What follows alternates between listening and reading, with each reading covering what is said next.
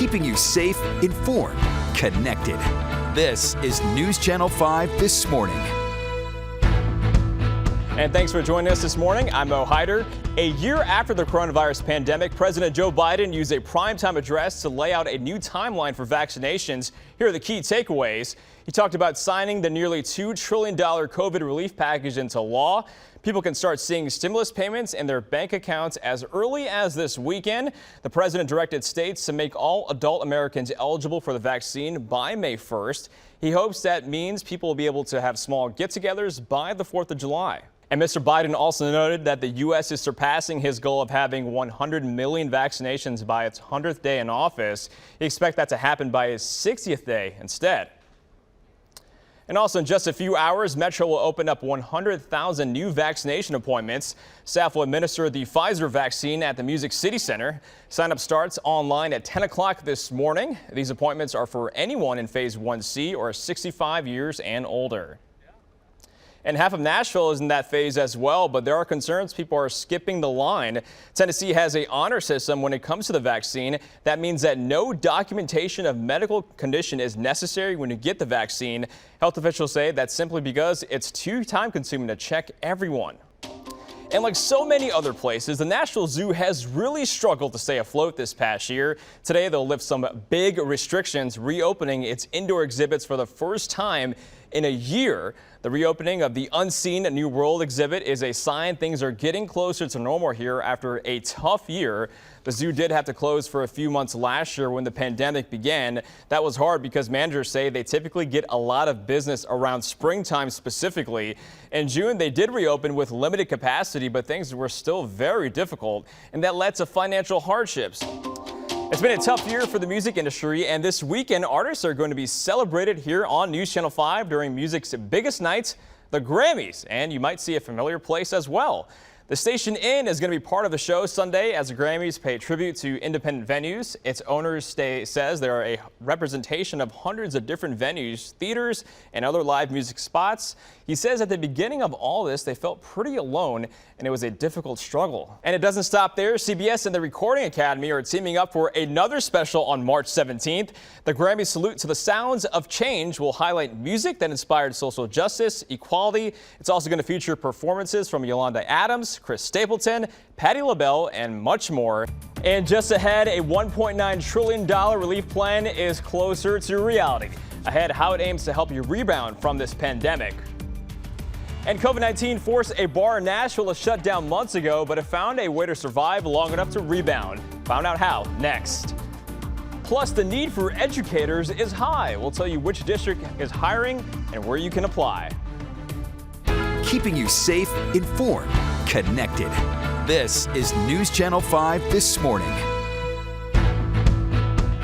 And a good Sunday morning to all of you. I'm Haider.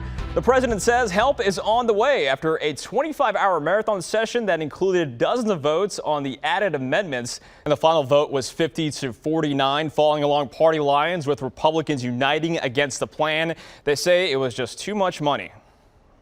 That's stuffed with non-COVID related spending that even top liberal economists say is wrong for the recovery. And the bill now heads back to the Democratic-controlled House for final approval. It's expected to pass without GOP support as early as Tuesday, sending it to President's desk for the signature by midweek. And both the Tennessee senators voted against the president's relief bill. Marsha Blackburn and Bill Hagerty both said they thought it was a waste of taxpayers' money. Senator Hagerty said in a statement, this $2 trillion pork-filled package is not targeted, not bipartisan, and not transparent. It should have been crafted through a regular order within Senate committees. And there's also $25 billion to help bars and restaurants, something that could help many struggling businesses here in Nashville. News Channel 5's Sina Saleem checks in on one business that's finally got a plan for reopening after nearly a year of struggling.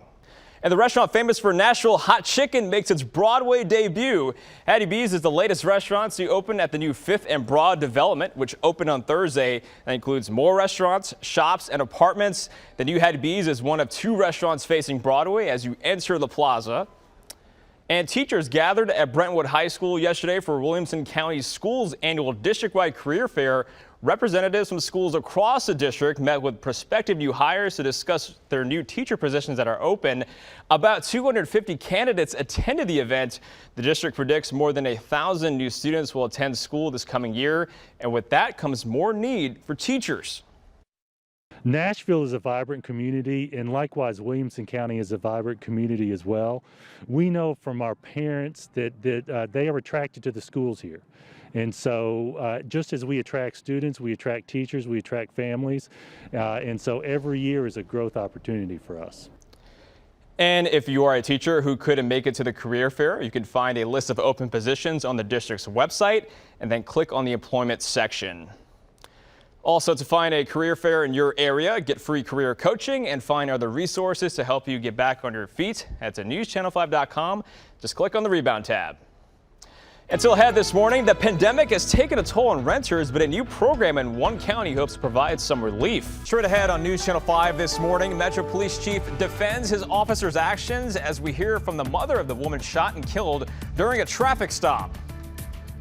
Plus, rolling back the rules when we could see big changes to pandemic-related guidelines here in Nashville. Now with breaking news. This is News Channel 5 This Morning. And that breaking news is in Bellshire this morning, where neighbors help a family escape from a house fire. Crews were called to Westchester Drive at about 3:30 this morning. They said flames were shooting out the front door. And also those travelers were probably tired heading to the airport this morning because we all lost an hour of sleep. Our chief photographer, Mike Rose, is watching our clocks at the station this morning to see them skip ahead from 2 to 3 this morning for daylight saving time. And also, we may be a little more tired than normal, but Heather and I are here for you all morning. Heather, how's the weather shaping up today? We're hearing from Metro Police Chief John Drake about what happened when a woman was killed and an officer wounded during a traffic stop. News Channel 5's Chris Davis spoke with the woman's mother, who says this never should have happened. And the TBI is still investigating this case, so it'll ultimately be up to the District Attorney General Glenn Funk to decide whether to take any further legal action. And the TBI is also investigating a second shooting involving Metro Police Friday. Investigators say a woman called 911 that night saying she wanted police to shoot her. Both officers and firefighters arrived at the scene on Greer Road in Goodlettsville and tried talking to her, but somehow the situation escalated and one of the officers used his taser. Then at least one officer shot the woman. She's in critical condition. And also, to get push alerts and updates on cases like these, just download the News Channel 5 app. It's free in both the Apple Store and through Google Play. Family and friends said goodbye yesterday to a Clarksville man who died under suspicious circumstances. 20-year-old Justin Sawyer disappeared in December. His burned body was found near Kennedy Road just last week. Although Sawyer is gone, loved ones say his memory will still live on. As we continue our coverage now of the coronavirus vaccination efforts, more than 1 million Tennesseans have now gotten at least one dose of COVID vaccine. That's more than 16% of the states. Now, those vaccination efforts will have a direct effect on lifting restrictions here in Nashville. Mayor John Cooper says once vaccinations in Davidson County reach 20%, restaurants and bars will be allowed to stay open one more hour until 2 a.m. Indoor gatherings can increase to 10 people, as can dining parties. Again, the county has to hit 20% vaccination mark for that to happen. The county says if that happens this week, these new rules will take effect the weekend of the 27th. And spring break has started, and airports are the busiest they've been in nearly a year. Officials from the airport say they've seen around 10,000 people here in a day, and with spring break, that number is expected to jump to 18,000. Now, that's still below pre-pandemic levels for this time of the year, but BNA says that shows more people just feel comfortable traveling. Even with COVID numbers going down, the airport is still doing their best to keep passengers safe. You still have to wear masks, and surfaces that many people use, like escalator handles, are cleaned frequently. There's also plenty of hand sanitizer as well as plexiglass around the airports.